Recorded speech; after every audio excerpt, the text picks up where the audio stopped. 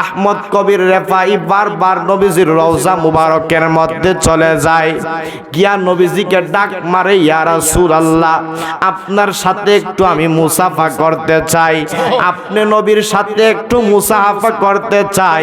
তো এবার আহমদ কবির রেফাই আমার নবীজির রওজা মুবারকের মধ্যে বারবার ডাক দিয়া কই, নবী গো, আপনি দয়াল নবী জিন্দা, আমি আহমদ কবির রেফাই বিশ্বাস করি।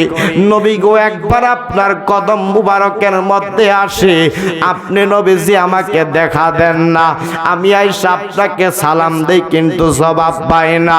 ইয়া রাসূলুল্লাহ, দ্বিতীয় দিন আপনার কাছে আসলাম, কিন্তু আপনি নবী আমাকে একটু উত্তর দিলেন না। আমি সালাম দিয়েছি, আসসালাতু ওয়াসসালামু আলাইকা ইয়া রাসূলুল্লাহ বলেছি, কিন্তু আপনি নবী আমি আহমদ কবির রেফাইকে উত্তর দিলেন না। নবী গো, আমি বিশ্বাস করি রওজা মুবারকের মধ্যে আপনি জিন্দা। এবার আহমদ কবির রেফাই আমার নবীর কদম মুবারকের মধ্যে তৃতীয় দিন চলে আসলেন, আয়েশা ডাক দিয়া কই, ইয়া রাসূলুল্লাহ, ইয়া হাবিবাল্লাহ, আজকে আমি আহমদ কবির রেফাই রে, যতক্ষণ পর্যন্ত আপনি রওজা মুবারক থেকে আপনি আমার সাথে মুসাফা না করবেন, আল্লাহর কসম ওয়াল্লাহি বিল্লাহি তাল্লাহি, একটা কদম আপনি নবীর রওজা মুবারক থেকে ছাড়তাম না। আল্লাহু আকবার, ইয়া রাসূলুল্লাহ, ইয়া রাসূলুল্লাহ। এবার আহমদ কবির রেফাই নবীজির দরবার শরীফের মধ্যে আয়সা বারবার কয়, ইয়া রাসূলুল্লাহ, আজকে 3 দিনের সময় আপনি নবীজির কদম মুবারকের মধ্যে আসছি, নবী গো, আপনি দয়াল নবী আমাকে যদি দেখা না দেন, আল্লাহর কসম ওয়াল্লাহি বিল্লাহি তাল্লাহি, আপনার কদম মুবারক থেকে আমি এক পাও পিছু পা হব না। এবার সাথে সাথে আমার দয়াল নবীজির রওজা মুবারক থেকে সাথে সাথে আমার নবীজি ওই পাগলা আহমদ কবির রেফাইকে রওজা মুবারকের ডান হাত মুবারকটা বের করে দিয়েছে। সাথে সাথে আহমদ কবির রেফাই আমার নবীজির সাথে মুসাহাফা করেছেন। যাদের জবান আছে উচ্চ আওয়াজে কইতেন না ইয়া রাসূলুল্লাহ। তাইলে আহমদ কবির রেফাই আমার নবীজির রওজা মুবারকের মধ্যে গিয়া বারবার কাকুতি মিনতি করলেন। আমার নবীজি আহমদ কবির রেফাইকে দেখা দিয়েছে।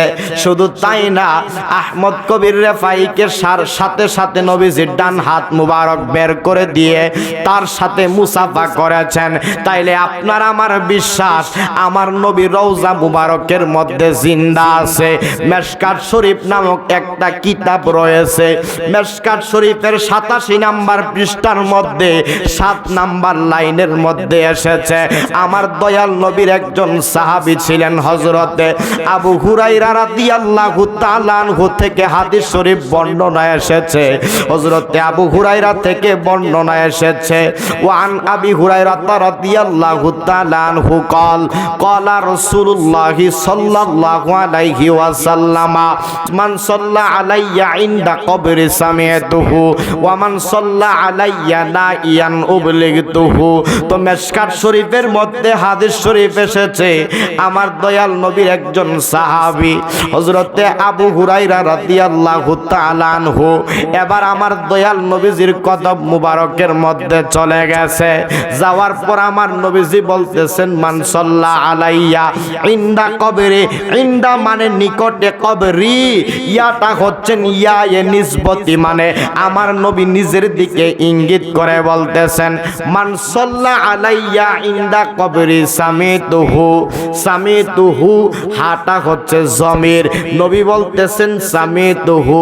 কোন পাগলা যদি আমি নবীজির রওজা মুবারকের সামনে আয়সা আমি নবীকে দাঁড়াইয়া দাঁড়াইয়া সালাম দেই, আমি দয়াল নবীজি পাগলার সালামটা শুনতে পারি। সুবহানাল্লাহ কোন সামিতুহু আমি নবীজি ওই পাগলার সালাম শুনি, ওয়ামান সাল্লা আলাইয়া, আর যেই ব্যক্তি সালাম দেই, না ইয়ান উবলিগতুহু, মানে ওয়ামান সাল্লা আলাইয়া, আর যেই ব্যক্তি পৃথিবীর যেই কোনো প্রান্ত থেকে সালাম দেই, আজকে দৌলবাড়ির জমিন থেকে আপনি যদি আমার নবীর রওজা মুবারককে কেন্দ্র করে রাসূলুল্লাহকে সালাম দেন, দৌলবাড়ির জমিন থেকে, কুমিল্লার জমিন থেকে, ব্রাহ্মণবাড়িয়ার জমিন থেকে, চট্টগ্রামের জমিন থেকে, বাংলাদেশের জমিন থেকে, ইন্ডিয়ার জমিন থেকে, পাকিস্তান থেকে আমার নবীকে যদি সালাম দেন, অস্ট্রেলিয়া থেকে আমার নবীকে যদি সালাম দেন, আল্লাহর কসম 1450 বছর পূর্বে আমার দয়াল নবীজি